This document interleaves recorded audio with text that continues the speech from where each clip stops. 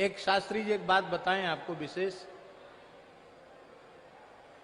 हमारी प्राचीन परंपरा में होली के दूसरे दिन पंचांग में लिखा रहता स्वपच स्पर्शः। क्या लिखा रहता? स्वपच स्पर्शः।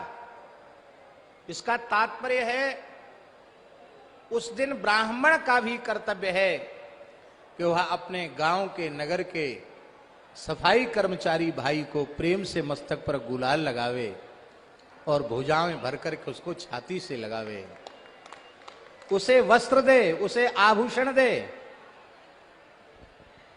और उसे द्रव्य दे और उसको सम्मानित करे। आप लोग कहें कहां लिखा है? जब हम लिंग पुराण का पारायण कर रहे थे उसमें यह प्रसंग आया। उसमें हम बुंदेलखंड के एक छोटे गांव लिधौरा में थे। तो जब ये पूरा प्रकरण आया कि जो व्यक्ति ब्राह्मण क्षत्रिय अथवा वैश्य होली के दूसरे दिन अपने गांव के ही सफाई कर्मचारी को छाती से लगाता है, उसको अबीर का तिलक लगाता है, उसकी पूजा करके उसको सम्मानित करता है, वो वर्ष भर अरिष्ट से मुक्त रहता है, आदि व्याधि से मुक्त रहता है, उसका सर्वविध कल्याण होता है। ये अवश्य करना चाहिए। पर इन विधियों को कहने सुनने वाला कौन है? हमने उसी समय कहा कि इस गांव के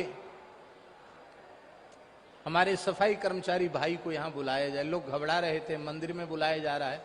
हमने बड़े प्रेम से मंदिर में बुलाया उसको।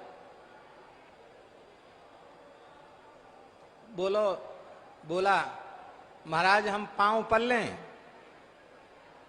महाराज हम आपके पांव पल लें। हमने की वैसे तो हम स्पर्श नहीं कराते हैं, संतों की आज्ञा है, लेकिन तुम्हारी जिसमें राजी हो, जिसमें प्रसन्नता हो वैसा कर लो। महाराज जी मूढ़ धर के पैर प्रणाम किया। हमने अबीर का तिलक लगाया, 4-5 वस्त्र दिए, कुछ दक्षिणा भी दी, उसके नेत्र भराए। हमको लगता था उसका रोम रोम आशीर्वाद दे रहा है।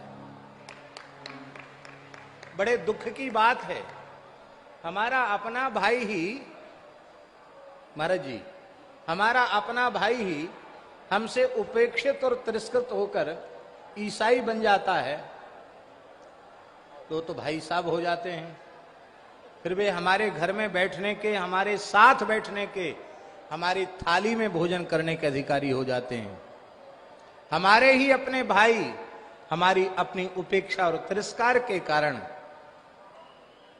इस्लाम में दीक्षित हो जाते हैं, मुसलमान हो जाते हैं, तो वो भाई जान चचा जान हो जाते हैं। उनसे हमारे स्पर्श का विवेक नहीं रहता और अपने ही भाई को हम कहते हमारा स्पर्श मत करो। यदि आप मुसलमान और ईसाई को गले लगा रहे हैं तो उस बेचारे हिंदू ने आपका क्या बिगाड़ा?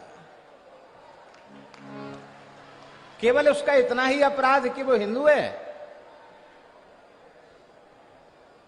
बहुत अच्छी बात, हाँ क्या कहना।